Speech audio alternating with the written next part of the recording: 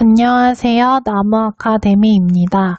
이번 시간에는 반자유주의 논증과 이에 대한 비판적 입장을 함께 분석해 보도록 하겠습니다.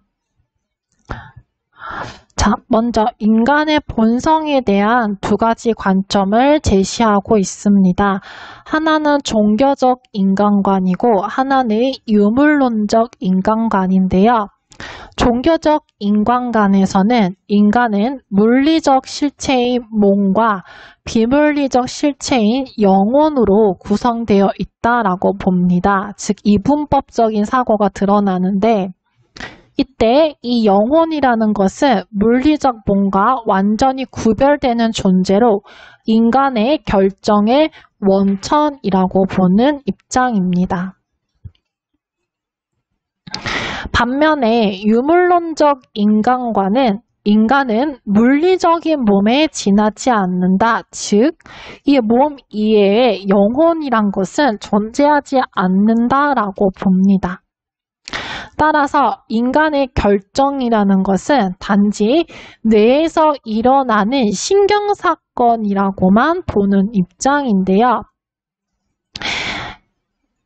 만약에 이러한 두 관점 중에서 유물론적 인간관을 가정하였을 때 인간은 자유롭게 선택을 할 수 있을지 또는 인간에게 자유의지가 있을까라는 질문을 던집니다.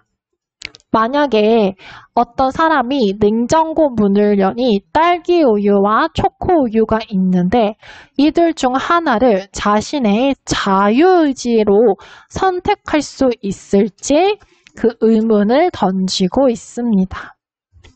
이러한 질문과 관련돼서 반자유의지 논증에서는 갑에게는 자유의지란 없다라는 결론을 내리게 되는데요.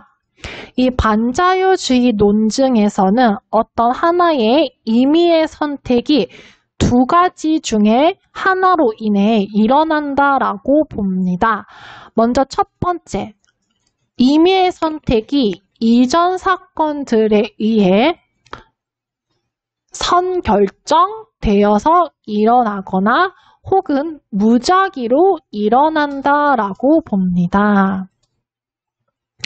자, 여러분, 여기서 선결정된다라는 것은 바로 무엇이냐면 예를 들어서 내가 초코 우유를 선택하기 이전에 이미 그 이전의 사건들에 의해서 즉 내가 태어나기도 전에 내가 초코우유를 선택하는 것을 이미 결정되어 있는 사실이라는 것을 의미합니다. 이해가 되셨나요? 선결정되어 있다. 그 다음 무작위로 선택한다는 것은 내가 초코우유를 선택하는 것은 단순히 이것을 신경적인 반응으로 선택을 하는 것이 나의 자유의지로 초코우유를 선택했다라고 볼 수가 없다는 의미입니다. 따라서 이 둘에는 모두 자유의지가 존재하지 않는다라고 보는 입장인데요. 여기서 무작위로 일어난다는 것은 선결정되지 않는다는 것을 의미합니다. 즉, 둘 중에 하나라는 말이죠. 이러한 전제하에 반자유주의 논증은 이 선결정 과정과 무작위 과정을 모두 고려하게 되는데요. 첫 번째로 먼저 임의의 선택이 그 이전 사건들에 의해서 선결정되었다라고 한다면 이 경우 우리에게는 자유의지가 없다라는 결론을 내립니다. 왜냐하면 갑이 딸기 우유를 선택한 것은 심지어 갑이 태어나기도 전에 이미 결정된 것이기 때문에 이는 갑이 자유의지로 그것을 선택한 것이라고 보기가 어렵기 때문입니다. 두 번째, 임의의 선택이 무작위로 일어난 것이다 라고 가정을 한다면 이때도 우리에게는 자유의지란 없다라고 봅니다. 왜냐하면 갑이 딸기 우유를 선택한 것이 단지 내에서 무작위로 일어난 신경사건이라고 한다면 그것은 바로 이 갑의 자유의지에 의한 선택이라고 보기가 어렵기 때문입니다. 네, 여러분, 반자율주의 논증에서는 두 가지에 의해서 선택을 한다고 했어요. 첫 번째, 선결정되었거나 두 번째, 무작위로 일어난다. 그런데 이 두 가지 다 모두 인간의 자유의지는 반영되어 있지 않은 것이다 라는 것이 반자율주의 의지 논증의 주장이었습니다. 자, 근데 여러분들 약간 잘 수긍이 되시나요? 네, 역시 이에 대한 비판이 존재하게 됩니다.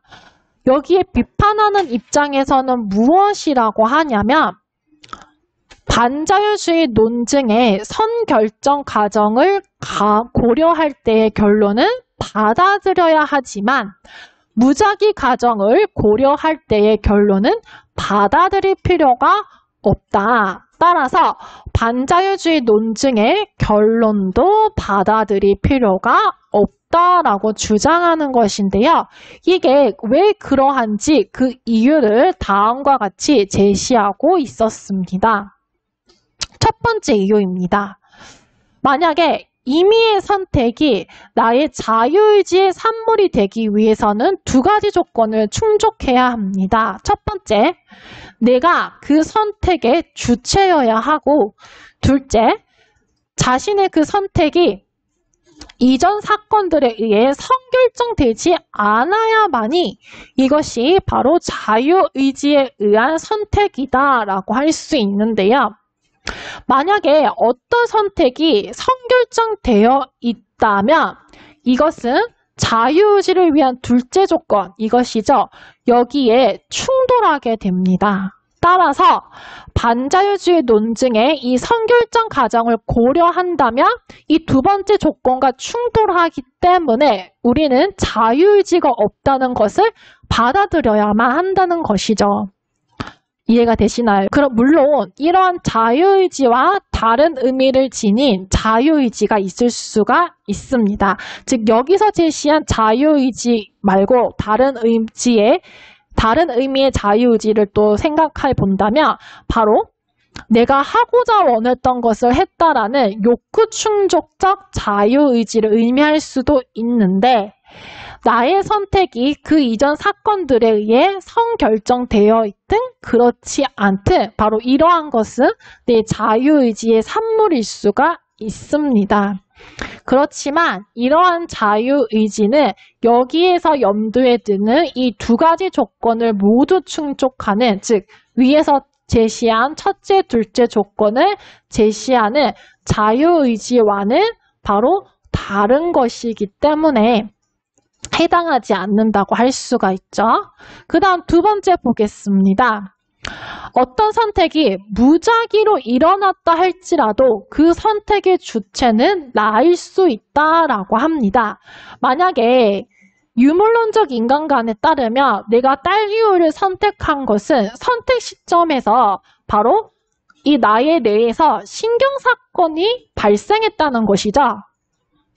그런데 이 갑의 이러한 신경사건이 선결정되지 않은 것으로 가정해 본다면 이러한 가정 아래에서도 갑은 선택의 주체일 수 있다라고 합니다. 왜냐하면 이 가정은 선택 시점에 발생한 뇌의 신경사건으로 갑이 딸기우유를 선택했다는 사실을 바꾸지 않기 때문인 것이죠. 따라서 결국 이 반자율주의의 논증은 무작위 가정을 고려할 때 결론은 받아들일 필요가 없는 것이 될 수가 있습니다. 네, 다소 철학적인 내용이라서 조금 여러분들 어려우셨을 텐데요. 각각의 문장들이 어떻게 이어지는지 잘 파악해 주시기 바랍니다. 네, 1번 문제 하나만 간단히 풀어보겠습니다. 윗글에 대한 설명으로 적절하지 않은 것을 고르는 문제인데요. 네, 종교적 인간관은 인간의 영혼의 존재를 인정하고 있었죠. 그리고 영혼이 인간의 결정의 원천이라고 보았습니다. 반면에 유물론적 인간과는 영혼은 존재하지 않으며 인간의 결정이란 단지 뇌에서 일어나는 신경사건에 불과하다고 보았습니다. 자, 반자유주의 논증은 무작위로 임의의 선택이 일어날 때 자유의지가 존재한다고 보았나요? 네, 아니죠. 임의의 선택을 했을 때도 자유의지가 존재하지 않는다고 보았습니다. 네, 이 이외에도 다양한 문제가 있으니 꼭 함께 풀어보시기 바랍니다. 이 모든 자료는 나무 아카데미 홈페이지에서 이용하실 수 있습니다.